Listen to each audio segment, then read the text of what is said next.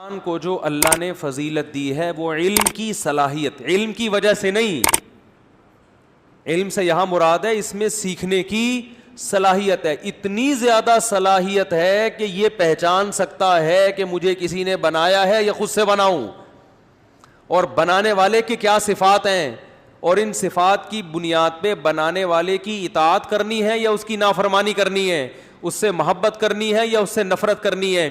یہ تمام چیزیں سیکھنے کی صلاحیت اللہ نے کس میں رکھی ہے؟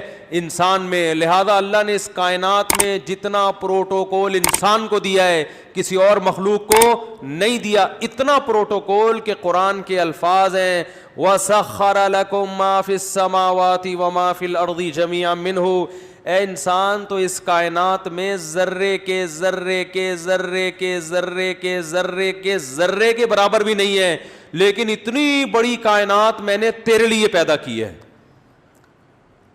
ایک کونے میں زمین پڑی ہوئی ہے بالکل ریت کے ایک ذرے کی طرح، اس کمتر انسان مادی اعتبار سے، لیکن یہ اتنی بڑی کائنات، اربہ ارب کہکشائیں اور اتنی بڑے بڑے اجرام جو اللہ نے پیدا کیے، سارے کس کے لیے؟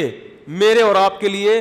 تو اللہ نے فرمایا ہم جانتے ہیں ہم نے تمہیں پانی کے ایک قطرے سے پیدا کیا، مادی اعتبار سے تمہیں اتنا پروٹوکول نہیں دیا جا رہا، لہذا مادی اعتبار سے فخر بھی مت کیا کرو.